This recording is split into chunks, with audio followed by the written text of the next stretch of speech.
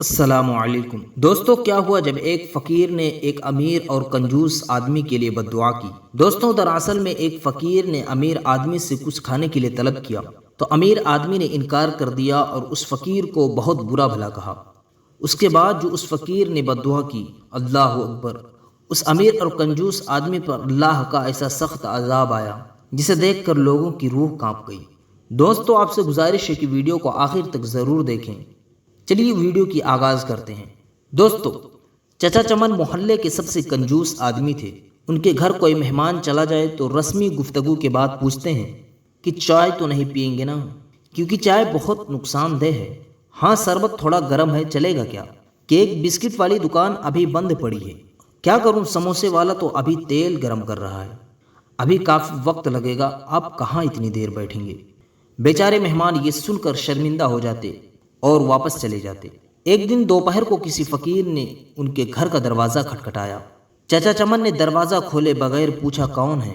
فقیر بولا، بیٹا مہربانی کرو، مجھے کچھ پیسے دے دو، میرے پاس سبزی ہے، روٹی خرید لوں گا۔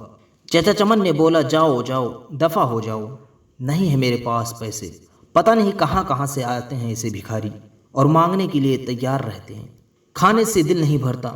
چچا چمن نے بیچارے فقیر کو خوب کھری کھوٹی سنائی۔ بیچارہ فقیر مایوس ہو گیا۔ آخر اس کی زبان سے بد دعا نکلی کہ اللہ تجھے ہمیشہ کھانے سے محروم رکھے، تو بھی کچھ نہ کھا سکے۔ اللہ اکبر، فقیر کی بد دعا اللہ کی بارگاہ میں قبول ہو گئی۔ میرے دوستو، اتنا کہہ کر وہ فقیر وہاں سے چلے گئے۔ کچھ دن بعد چچا چمن کے پیٹ میں شدید درد اٹھا۔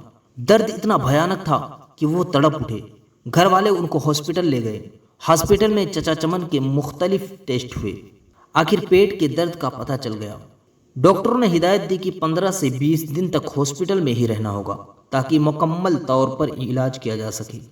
ہاسپٹل سے جب گھر واپس آئے تو کمزوری سے نڈھال ہو چکے تھے اور بہت برا حال تھا۔ کوئی چیز ہضم نہیں ہوتی تھی، دہی بھی کھاتے تو الٹی ہو جاتی۔ ڈاکٹر کے پاس جاتے تو وہ کہتا کہ شاید آپ نے پرہیزی کی ہے۔ ٹیسٹ کرواتے تو سب ٹھیک آتا۔ باقاعدہ دوا استعمال کرنے کے باوجود بھی طبیعت میں کوئی سدھار نہیں آ رہی تھی۔ رنگ پیلا پڑ گیا تھا، تھوڑا سا کھانا بھی کھاتے تو الٹی ہو جاتی۔ چچا چمن کی راتوں کی نیند اڑ چکی تھی، ان کو موت کا خوف ہونے لگا۔ ایک دن ایسے ہی وہ بیٹھے تھے کہ سوچتے سوچتے انہیں نیند آ گئی۔ رات کو خواب میں دیکھا کہ وہ پلاؤ کی دیگ کے پاس بیٹھے ہیں اور وہ سب کو چاول بانٹ رہے ہیں۔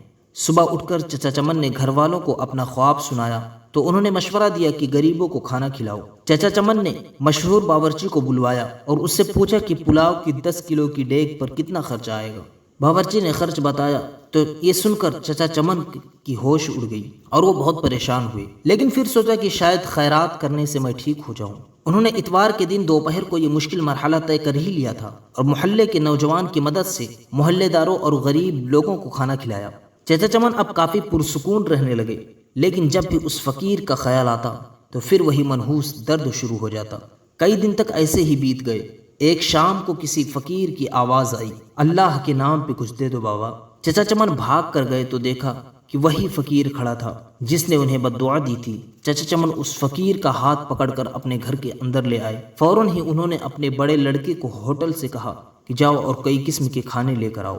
کچھ ہی دیر میں لڑکا ہوٹل سے بہت سے قسم کے لذیذ کھانے لے کر آیا۔ چچا چمن اور فقیر نے پیٹ بھر کر ساتھ میں کھانا کھایا۔ اللہ اکبر، دوستو، جاتے وقت اس فقیر نے چچا چمن کے لیے جو دعا کی وہ دعا اللہ کی بارگاہ میں قبول ہو گئی۔ ایک ہفتہ علاج کے بعد چچا چمن مکمل طور پر صحتیاب ہو چکے تھے اور وہ جو عذاب تھا اس فقیر کی دعا سے ٹل گیا۔ دوستو، آپ سے گزارش ہے کہ کبھی کسی فقیر سے بے ادبی نہ کریں۔ اگر کبھی کوئی اللہ والا کچھ مانگے، کچھ طلب کرے تو اگر ہو سکے تو دیں، ورنہ یہ کہہ دیں کہ بابا معاف کریں۔ اس طرح کوئی فقیر بد دعا نہیں دے گا۔